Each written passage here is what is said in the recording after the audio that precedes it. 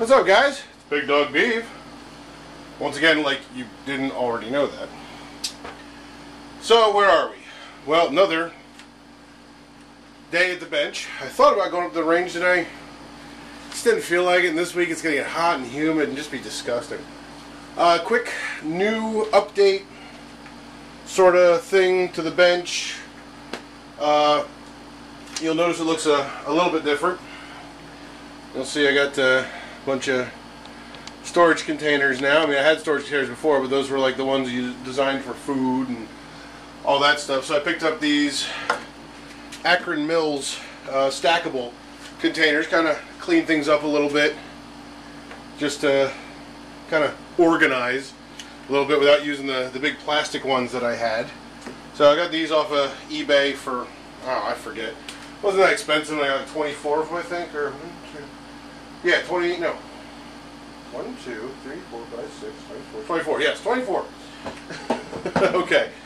The reason we are at the bench tonight, you may have heard me talk in the past about trying to figure out exactly what sort of recipe or formula that Blazer was using for its Cleanfire ammunition.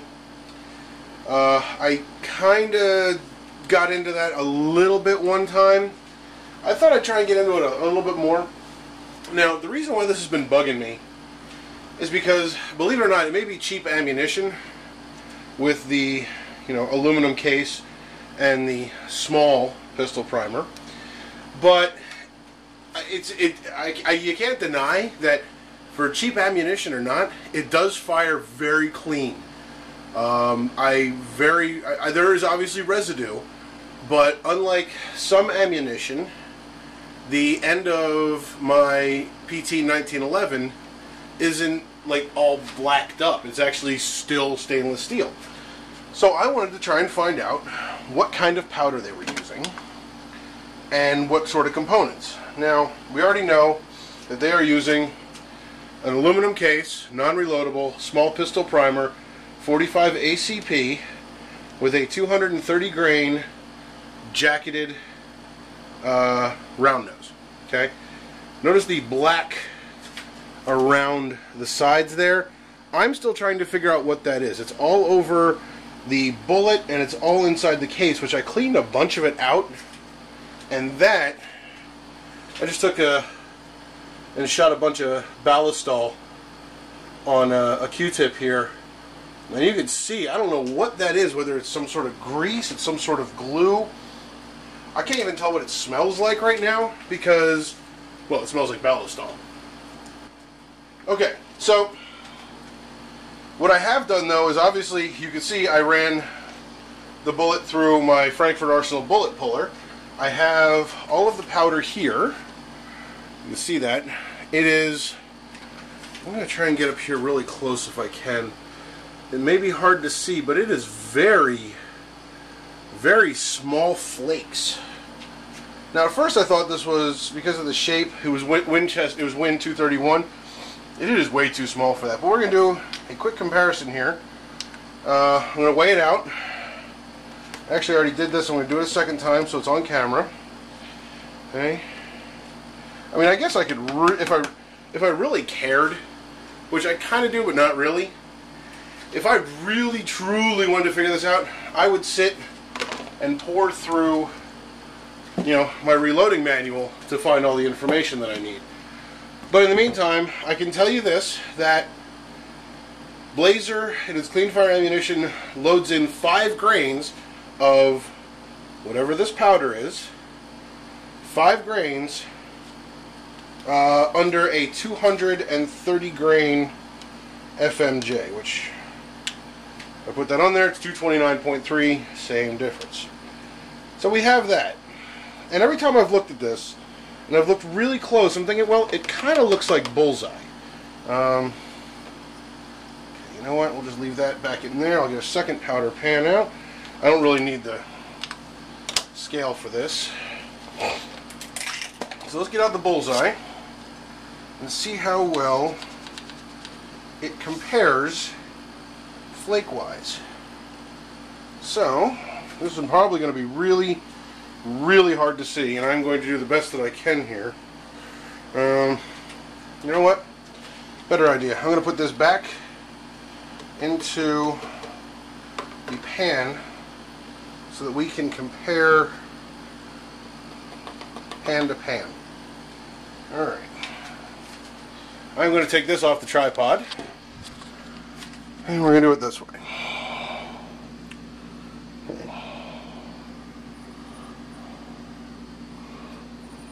Okay. Well, here's where things just got interesting. I forget which one's which. Do you know which one's which?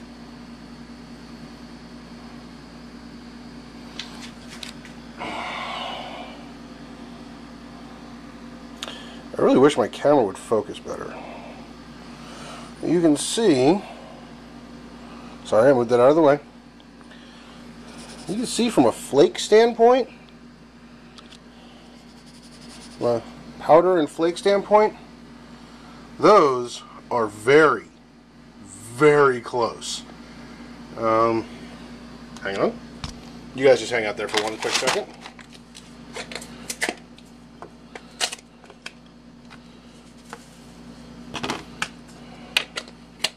I'm going to dump a little 231.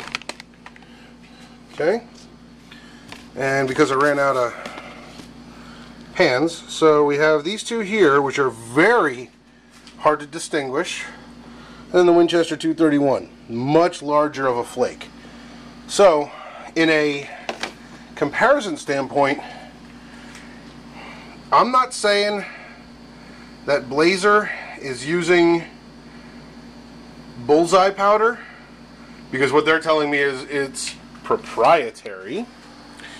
I can't say for sure that that's what they're using, and I'm sure that there's some others out there that are also going to be the same size, but in my eyes and my estimation, that seems very, very close. On top of things, I did check previously, I did check Modern Reloading, and I have found that under Bullseye powder, for a 230 grain jacketed bullet, the starting load is 5 grains.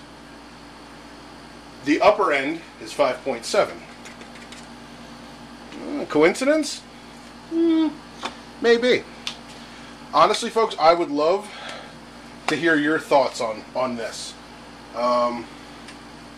I'm really surely curious as to, is the powder that's in there really and possibly Bullseye? Or do you think it's something else? I'd love to especially hear from those reloaders that, why am I doing this anyway?